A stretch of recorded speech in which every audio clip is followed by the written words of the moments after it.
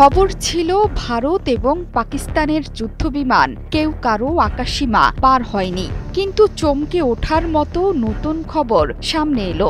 মঙ্গলবার দিবাগত রাতে আকাশ যুদ্ধে সাম্প্রতিকতম ইতিহাসের সবচেয়ে দীর্ঘ মিসাইল যুদ্ধে অংশ নিয়েছে ভারত এবং পাকিস্তানের যুদ্ধবিমান। মঙ্গলবার মধ্যরাতে ভারত আজাদ কাশ্মীর এবং পাকিস্তানের অন্যান্য স্থানে হামলা চালানোর পর তাৎক্ষণিক পাল্টা প্রতিরোধ গড়ে তোলে পাকিস্তানের ১২৫টি যুদ্ধবিমান। সেই সময়ই ভারতের পক্ষ থেকে অংশ নিয়েছিল ৭৫ থেকে ৮০টি যুদ্ধবিমান। এই সম্মুখ লড়াইয়েই ভূপাতিত হয়েছে ৫টি যুদ্ধবিমান। পাকিস্তানের জ্যেষ্ঠ কর্মকর্তার বরাত দিয়ে ভারত পাকিস্তানের যুদ্ধবিমানের মধ্যে ১ ঘণ্টা ব্যাপী এই লড়াইকে আকাশযুদ্ধে সাম্প্রতিক সময়ের সবচেয়ে দীর্ঘ এবং বড় লড়াই বলছে মার্কিন সংবাদ মাধ্যম CNN। পাকিস্তানের একজন জ্যেষ্ঠ কর্মকর্তা জানিয়েছেন, দুই দেশের বিমানের মধ্যে প্রায় ১ ঘণ্টা ডগ ফাইট হয়, আর এই যুদ্ধকে আধুনিক সময়ের সবচেয়ে বড় এবং দীর্ঘ ডগ ফাইট হিসেবে অভিহিত করেছেন তিনি। এই কর্মকর্তা জানান, তবে দুই দেশের কোনো বিমানই একে অন্যের অংশে প্রবেশ করেনি। এই হামলা পাল্টা হামলায় পাকিস্তান এবং ভারতীয় বিমানের মধ্যে তুমুল মিসাইল বিনিময় হয়েছে, যা কখনো কখনো ১৬০ কিলোমিটারেরও বেশি অতিক্রম করেছে। পাকিস্তানি নিরাপত্তা সূত্র দাবি করেছে যে তারা ভারতের আক্রমণের সময় ৫টি ভারতীয় বিমান বাহিনীর জেট এবং একটি ড্রোন গুলি করে ভূপাতিত করেছে। যদিও কিভাবে বিমানগুলো ভূপাতিত করা হয়েছে সেটি নিশ্চিত করেনি পাকিস্তানের কর্তৃপক্ষ।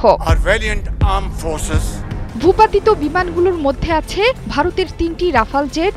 মাত্র কয়েক বছর আগেই ফ্রান্স থেকে এই মূল্যবান সামরিক সম্পদ কিনেছিল ভারত। তবে বিমান হারানোর কথা এখনও স্বীকার করেনি ভারত। প্রত্যক্ষদর্শী এবং স্থানীয় সরকারি কর্মকর্তার বরাত দিয়ে CNN বলছে, ভারত শাসিত কাশ্মীরের ওয়ান গ্রামে একটি অজ্ঞাত বিমান বিধ্বস্ত হয়েছে। সংবাদ সংস্থা AFP-তে প্রকাশিত ছবিতে লাল ইটের ভবনের পাশের একটি মাঠে সেই বিমানের ধ্বংসাবশেষ পড়ে থাকতে দেখা গেছে।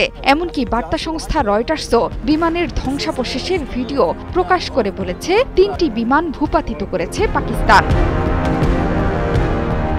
এর আগে ২০১৯ সালে ছোট ডগ ফাইট হয়েছিল দুই দেশের মধ্যে। তখন একজন ভারতীয় বিমান বাহিনীর পাইলটকে পাকিস্তানি ভূখণ্ডে গুলি করে ভূপাতিত করা হয়েছিল। ভারতে ফেরত পাঠানোর আগে টেলিভিশনে কুচকাওয়াজও হয়েছিল। তখন অভিনন্দন নামের সেই ভারতীয় পাইলটকে আটক করে টেলিভিশনের সামনে আনা হয়েছিল। তবে দুই দেশের কেউই এবার অপমানিত হতে চায়নি। সে কারণে কোনো দেশই তাদের পাইলটদের সীমান্ত অতিক্রম করতে অনুমোদন দেয়নি। এই হামলা এবং পাল্টা হামলার পর বুধবার জাতীয় নিরাপত্তা কমিটির বৈঠকের পর পাকিস্তানের সশস্ত্র বাহিনীকে নিরীহ পাকিস্তানিদের প্রাণহানির প্রতিশোধ নেয়ার আহ্বান জানিয়েছেন পাকিস্তানের প্রধানমন্ত্রী শাহবাজ শরীফ। প্রধানমন্ত্রীর নির্দেশনার পরই পাকিস্তান জুড়ে শুরু হয়েছে ভারতে আঘাত হানার প্রস্তুতি। যে কোনো সময়ে বড়সড় আঘাত হানতে পারে পাকিস্তান। এর আগে কাশ্মীর নিয়ে ৩টি যুদ্ধ হয়েছিল।